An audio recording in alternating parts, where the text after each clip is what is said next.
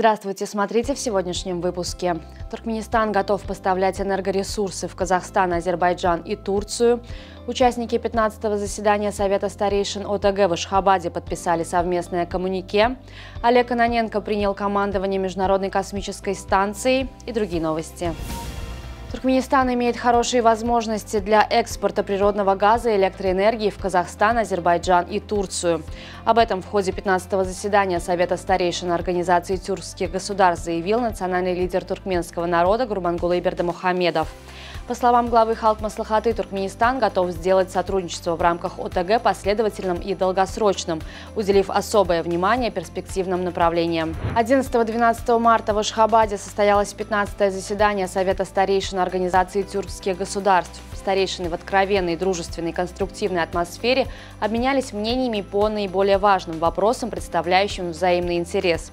Особое внимание старейшины уделили дальнейшей популяризации истории тюркского мира посредством развития научного сотрудничества, академических исследований и проведения совместных международных конференций. По итогам заседания было принято соответствующее коммюнике.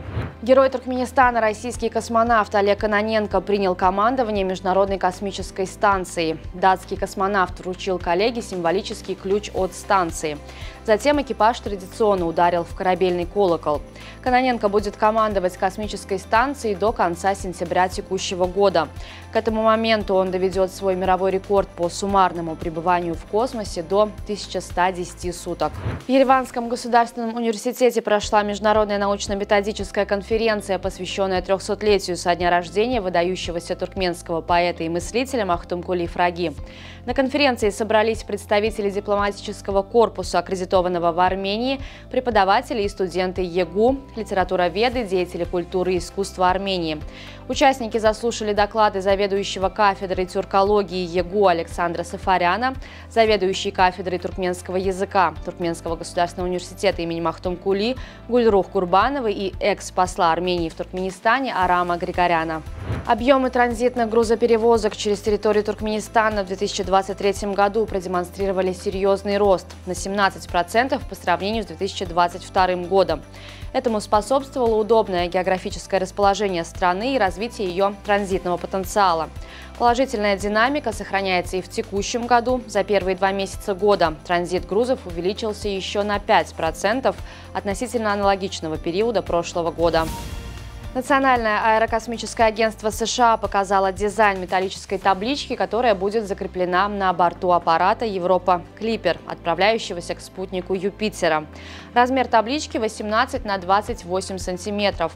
На ее внешней стороне выгравированы звуковые волны, передающие произношение слова «вода» на 103 земных языках. Внутренняя сторона таблички содержит уравнение Дрейка, формулу для подсчета количества внеземных цивилизаций. Запуск Европа Клипер намечен на 10 октября этого года. Аппарат преодолеет 2,6 миллиардов километров и достигнет цели в 2030 году. Цель миссии – поиск скрытого океана и исследование способности спутника к поддержанию жизни. Пристрастие французов к лягушачьим лапкам ставит под угрозу целые биологические виды в Азии, утверждают зоозащитники. Группа ученых и ветеринаров бьет тревогу и призывает власти Франции к решительным действиям. Более 500 экспертов из разных организаций направили письмо президенту Эммануэлю Макрону, призывая положить конец чрезмерной эксплуатации лягушек и обеспечить надежную защиту наиболее востребованных видов.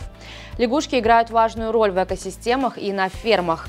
Головастики очищают воду в прудах, лягушки помогают фермерам сократить использование пестицидов и даже борются с инфекциями, поедая комаров. Первую победу одержали хоккеисты сборной Туркменистана на проходящем в Бишкеке чемпионате мира в 3-м дивизионе группы А. Во втором туре соревнования подопечные главного тренера Байрама Алаярова обыграли со счетом 4-3 сборную ЮАР. Лучшими игроками матча были признаны в сборной Туркменистана вратарь Керемли Чарыев, а в команде ЮАР нападающий Жан-Мишель Ван Дусбург. Ашхабад одержал домашнюю победу над Мервом в матче 3-го тура чемпионата Туркменистана по футболу. Встреча прошла в Генгешлике Бабараб Гёктепинского и Трапа Ахалского вилаята и завершилась со счетом 1-0. Единственный гол в составе Ашхабада забил Шатлык Гурбанов на 47-й минуте первого тайма. Благодаря этой победе над соперником Ашхабад набрал 7 очков и вышел на второе место в турнирной таблице высшей лиги. Лидирует же пока Ахал с 9 баллами в активе. Мерв, имея в своем багаже 3 очка, откатился на 6-ю позицию. Матчи 4-го тура пройдут 29-30 марта.